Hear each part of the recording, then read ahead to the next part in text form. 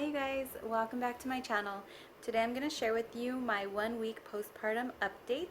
Today is Thursday, July 11th. I gave birth a week and a half ago on Tuesday, July 2nd. The first 24 hours is a blur. It was just so intense. Like my birth was so intense. Everything just kind of like came out of nowhere. I wasn't really prepared for it, if that makes sense, for the birth to go the way that it did. Um, but the first 24 hours, everything was super swollen. I had a hard time walking because my abs felt non-existent. Like I couldn't keep myself up because I had no abdominal strength whatsoever. The first night with Alara, she did really good. She was able to latch on right away, but I was like in intense pain from my nipples because I don't think I was really latching her on right. And so like right away after that first night, my nipples got really chapped already. And then on top of that, she was like nursing from midnight until 5 o'clock in the morning every single hour. So I would nurse her, she would start to fall asleep, I would lay her down, and then 20 minutes later, she was crying again to be nursed again. And so I was so sleep deprived the next day. And then plus at the hospital, you have the nurses coming in and out like every 2 hours, checking on you, checking on the baby, doing all the tests that they need to do. And then they're in your room at like 7 in the morning, finishing up like the newborn screening, the newborn pictures, your breakfast, and all of that stuff. So it was like I was just like a walking zombie. I was so exhausted after that first 24 hours. I was really swollen too, and I was really sore. I felt like I got hit by a bus. You guys know that I had the SPD, and towards the end of my pregnancy, like the last 2 weeks, I started having like that sciatic nerve pain as well, and that didn't go away yet. I was expecting like to give birth and then everything, like my pelvic pain and my back and everything like that, to be back to normal, and that's not the case. It was still hurting, and so getting in and out of bed was like excruciating pain because it was like hurting my pelvis and it was still hurting my back. Having to like just lay there for like 24 hours, it really hurt, especially like after the epidural wore off, and they give you like Motrin in the hospital, but that doesn't really do anything. So I was just in a lot of pain, very uncomfortable. And then the cramps, for when your uterus is shrinking, it is true, the second baby, your cramping is a lot worse than the first. So that pain as well, I wasn't expecting to be as bad, but it was really bad. So when I got home, I put a hot patch on my uterus and stuff, just to like help ease the pain. And then I had like my heating pad, my electric heating pad for my back that I've been using. My back is still hurting, by the way. Again, it's been a week and a half since I delivered, and it's not as bad, but it is definitely still there. The SPD pain, the pelvic pain that I had, it's almost completely gone. What hurts the most right now is churning when I'm in bed. So I can still feel that pain, and I can still kind of feel when it kind of like comes out of place. I still hear the clicking, but it's gotten a lot better. So I'm so grateful for that. Now I'm just trying to do a bunch of stretches and stuff for my sciatic nerve, and then I also wanted to see, I emailed my doctor to see if I could see a chiropractor, and maybe I just need like a realignment or something. A lot of the extra weight maybe hurt my back, or the SPD pain, me like accommodating for that pain, maybe like switch the pain into my back or something. So I just want to get that checked out, get a realignment, and see if that'll help. But it is doing a lot better than I had been. So I'm in better shape than I had been like towards the end of my pregnancy. Another thing postpartum that I continue to have, which, and this happens, is swelling. But I noticed that my left leg was a lot more swollen than my right, and this was over the weekend. So I noticed it on Friday. I had like a really fat foot. My left foot was like really fat, and so I started to look up what that meant, and that could be signs of a blood clot. So I emailed my doctor, and she said if my foot is double the size of my right foot, then I need to go to the ER because basically you can die from a blood clot. So I've been monitoring that, and the swelling has gone down.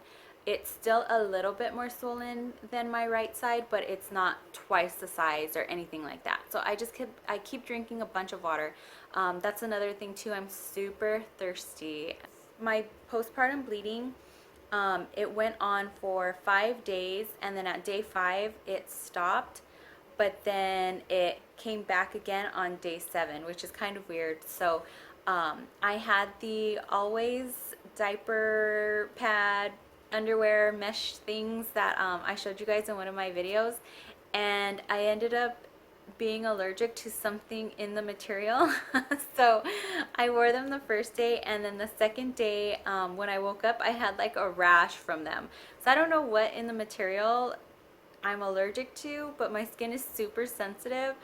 So I had to stop using those. So I've just been using my pads. I've also been using my belly bandit, and I lost it. I don't know what I did with it. I took it off 2 days ago, and now I can't find it. I have no idea where I put it.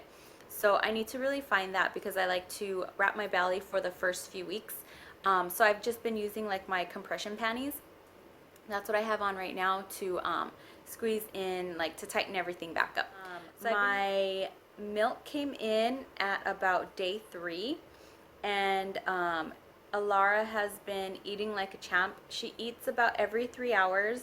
There have been a couple nights where she ate every hour or every 2 hours overnight, and so those days were really hard. But then last night and then 2 nights ago, she let me sleep for a 4-hour block, so that was pretty nice.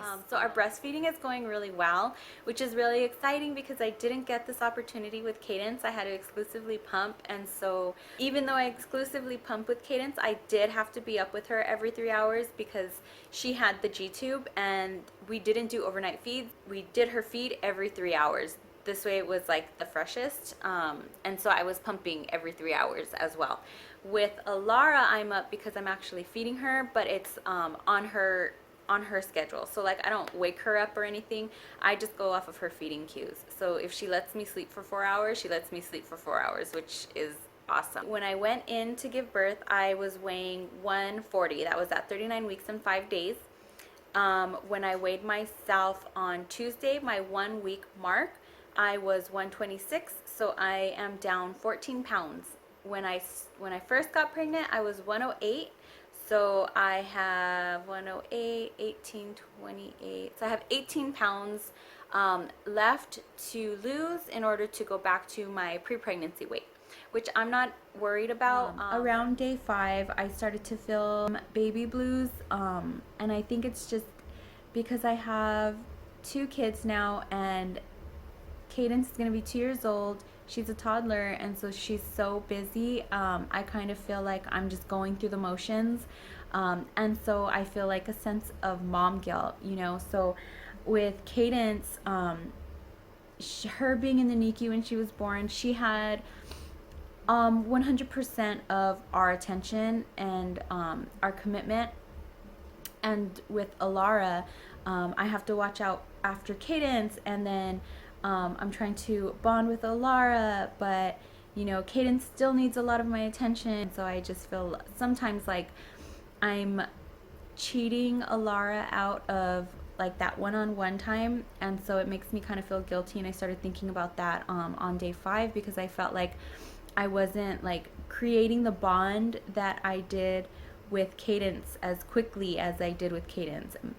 I feel like I'm just like going through the motions because I do have a history of postpartum depression. So I started talking to Richard about it so that I can open up to somebody, just in case, because I'm terrified of falling back into a postpartum depression because my kids need me. Like I can't go through that. And so being open this time about it instead of like bottling my feelings in, I'm hoping is going to help prevent that. Plus, you know, the situation is a lot different than it was last time. Cadence was in the NICU. Alara I've been able to bring home, be with, breastfeed with, and like that we're building our bond. And I have to remember that, you know, just because I have another kid and just because I have to split my time, it doesn't mean that I'm giving less to either one of them. I'm doing the best I can. And so for any other mamas out there, this is a little pep talk for myself and you included. Anybody who is feeling down or feeling baby blues, just remember you're doing the best you can, and you're the best mommy that you can be, and you're the best mommy for your kids, and your kids love you. So Cadence is also doing amazing with Alara. She's such a good big sister that put some of my anxiety at ease. I was so afraid that she was going to be jealous or start to have behavioral issues because we were now having to care for another child, and she wasn't like our only child. But she's so good with her. Every morning she like wakes up, makes sure I get the baby. She won't come out of the room until I have the baby with me. So I bring out the baby and Cadence, even if Alara is still asleep, every single morning. And like if Alara starts, there she is, hi mama. And if Alara starts to cry or anything like that, she'll come and she'll pat her. She gives her kisses. Like, she's so attentive to her sister. It's so cute. It just like melts my heart. I love it. It's adorable. She's such a good sister. She's so caring. So that has like put some of my anxiety at ease. Also, one more thing about the breastfeeding. We had a 3-day appointment with Kaiser last Friday. And I was asking about my pumping because I tend to make more milk than Alara is drinking. And so when I wake up in the morning, my boobs are like engorged and they're hurting. And so I asked them, plus I'm going back to work and so I want to build my milk supply. So I asked Kaiser, as far as like exclusively breastfeeding, when I should start to pump, and they told me that they don't want me to start pumping until 4 weeks before I go back to work. And they told me that if my boobs are feeling the way that I just explained, engorged and like uncomfortable, they don't want me to get clogged ducts, and so to put like hot compresses on them, and if I have to, only pump like 1 to 2 minutes. But I've decided, like, they just get so hard and like engorged and they hurt. So what I started doing towards the end of my first week of postpartum is just using the Haka to catch my letdown, my morning letdown. And so I only do that once per day per boob, and so I'm getting like an extra 1 ounce. So I'm just going to start doing that for now, and then take their advice and start like actually pumping with the electric pump, maybe six to 4 weeks before I go back to work. So that's what I'm doing for now with my extra milk, and I'm trying to regulate because I don't want to like oversupply her, but I also want to make sure that she has enough, and that I am building my milk supply for when I go back to work. So that's all of my 1 week postpartum updates. If you guys have any questions or any comments, please leave them down below, and I will see you on the next video. Bye. And this is what my belly looks like 1 week postpartum. So my belly button's still out. I don't know when it's gonna go back in, and then I have that like dark line, which last time didn't go away for a while. So hoping this time it's sooner. But this is what I have left, and it's a lot of loose skin, so it is what it is.